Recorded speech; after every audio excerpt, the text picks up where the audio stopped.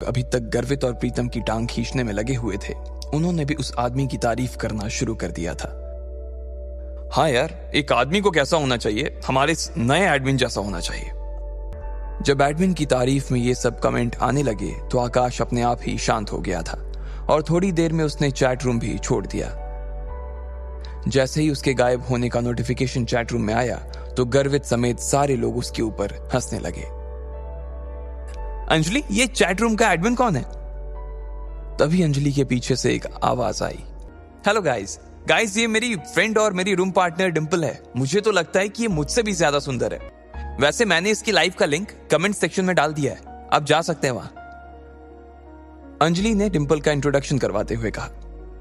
डिंपल भी अंजलि का लाइव देख रही थी। जब उसने देखा कि उसके कमेंट सेक्शन में 5 चांद पड़े हुए थे तो उसका दिमाग ही खराब हो गया। वो अपने मन में इन चारों के पैसे जोड़ रही थी और अचानक उसके मुंह से निकला 50,000। उन चांदों को देखकर डिंपल का भी मन कर रहा था कि वो उस अमीर आदमी से मिले और बात करे जिसने अंजलि को इतना बड़ा तोहफा दिया था।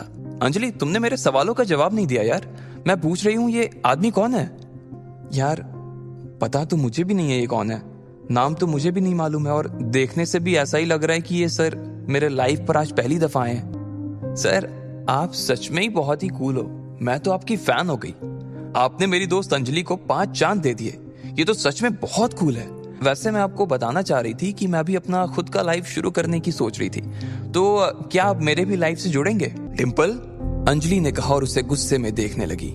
मुझे तो तुमने कभी बताया ही नहीं कि तुम अपना लाइफ शुरू करने वाली हो।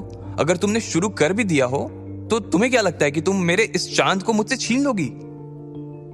डिंपल ने उसकी बात नहीं सुनी और कैमरे में देखते हुए बोली, सर, मैं अपने बारे में ना आपको एक इंटरेस्टिंग फैक्ट बताना चाहती हूँ। मैं अभी तक सिंगल हूँ और मुझे ना आज तक कोई आपके जैसा बंदा मिला नहीं है। मिल भी कैसे सकता था सर? अब आप जैसे तो सिर्फ आप ही हो ना। अब अगर आपको भी कोई मेरी जैसी बंदी ना मिली हो ना तो हम लोग मिल सकते हैं, एक दूसरे को जान सकते हैं। सर, आपका तो पता नहीं, लेकिन मुझे तो आपसे मिलने की ना बहुत ज्यादा एक्साइटमेंट हो रही है। जैसे ही उसने ये बात कही, नीचे किसी ने कमेंट किया, क्या कहा तुमने? तुम सिंगल हो? हाँ, अभी तक मैं सिंगल ही हूं और आज तक मैंने अपना किसी को बॉयफ्रेंड भी नहीं बनाया है। कैसी बात कर रही हो डिंपल? सबके सामने लाइव आकर झूठ। पूरी क्लास जानती है कि अभी अभी तुम्हारा लकी के साथ ब्रेकअप हुआ है और पूरी क्लास ये भी जानती है कि तुम आजकल राहुल के साथ घूमती हो।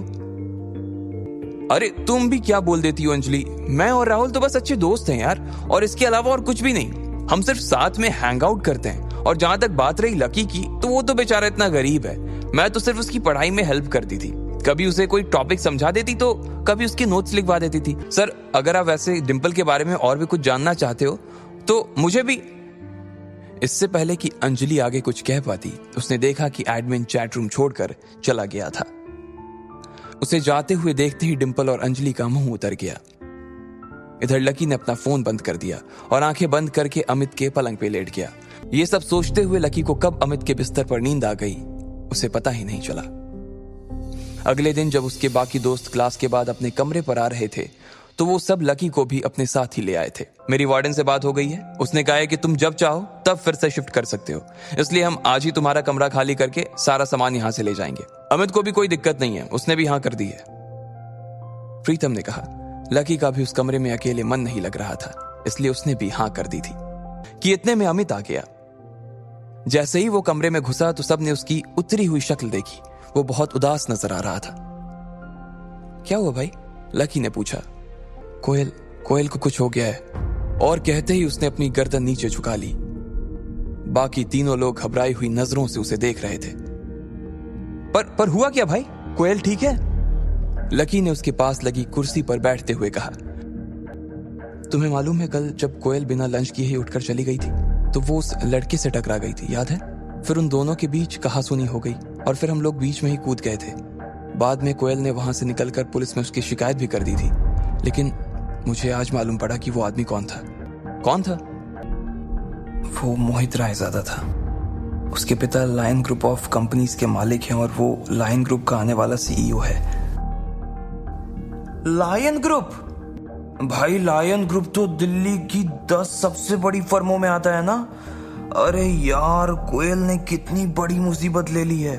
जब लकी ने उसे शांत करवा ही दिया था तो फिर उसे पुलिस स्टेशन जाने की क्या जरूरत थी यार?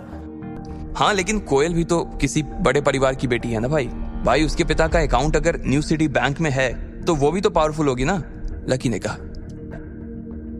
भाई उसके पापा की कोयल ग्रुप ऑफ कंपनीज नाम से फर्म तो है, वो भी बहुत बड़ी है, लेकिन लायन ग्रुप के आगे वो कुछ भी नहीं है यार। और मैंने तो ये भी सुना है कि लायन ग्रुप और कोयल ग्रुप के बीच कुछ प्रोजेक्ट्स पर पार्टनरशिप चल रही थी। लायन ग्रुप ने कोयल ग्रुप को कुछ काम दिलवाया हुआ था, लेकिन अब इस झगड़े के बाद वहां से कोयल के पिता के पास एक लेटर आया है और अब वो कह रहे हैं कि उनकी सारी पार्टनरशिप वो खत्म कर रहे हैं और ये भी कहा है कि आगे से वो कोई काम नहीं करेंगे। ये सुनते ही ना भाई कोयल के पापा सख्ते में आ गए। बस यही समझ कि उन्हें हार्ट अटैक नहीं आया है, वरना हमारे बीच नहीं होते वो आज। उसके बोलने के बीच ही अमित का फोन बजने लगा। सब लोग उसके फोन की घंटी की आवाज सुनते ही शांत हो गए थे। आखिर किसका था वो फोन? कोयल की वजह से इन तीनों के ऊपर क्या संकट आने वाला था और क्या लकी कोयल और अपने दोस्तों को इस मुसीबत से बाहर निकाल पाएगा? आपको क्या लगता है, क्या होंगे इन सभी सवालों के जवाब? कमेंट बॉक्स में कमेंट करके जरूर बताएं और सभी सवालों के जवाब को जानने के लिए सुनते रहिए इंस्टा मिलीनियर सिर्फ पॉकेट एफएम पर।